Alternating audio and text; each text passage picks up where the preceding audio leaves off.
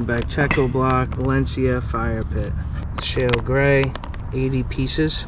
And those 80 pieces give you 5 rows of block. They're 3 inches high. Basically what I do is lay out the first row exactly where I want it. And I'm just gonna find the center point on the patio and the gravel. What I like to do, whether I'm only doing half of it or the full thing, is lay out the first row of block, mark around it with a little bit of space. You need a gap for joint sanding to make sure the blocks will fit. And do your full cuts using water to help the blade stay as cool as possible and prevent dust. Then once you're done making your cuts and you've washed everything down, you make sure those cuts look proper. And then it's just getting the base to the right level, rake it off nice and smooth, and you want to really compact it nice and tight to prevent the fire pit from moving in the future.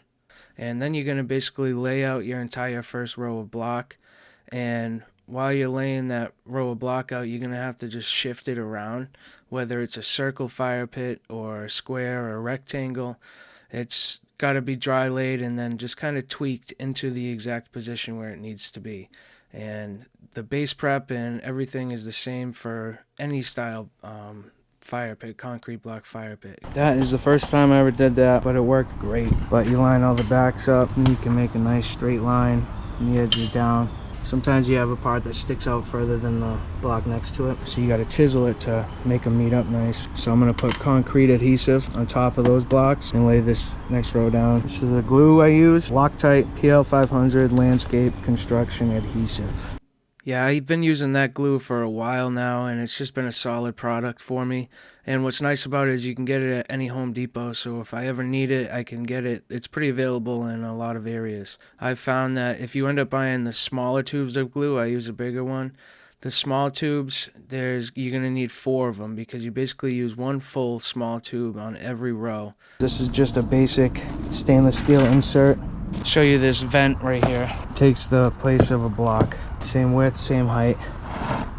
So we're going to be putting 2 of them, one on this side and one on the other, so it kind of is going right down the center of the patio. So building a block fire pit like this is not very difficult. You just want to make sure you do all the steps the correct way. Make sure you do good base prep, get everything level, and then when you set that first row of block, make sure those are as perfect as can be. But this fire pit in general, the Teco Block Valencia fire pit, is very popular and a really good choice because it's just solid block. They're small, but it ends up being a solid fire pit. That's why this actual fire pit I use a lot. It's just kind of one of those things when you use something and it, it looks really good, it sells a lot.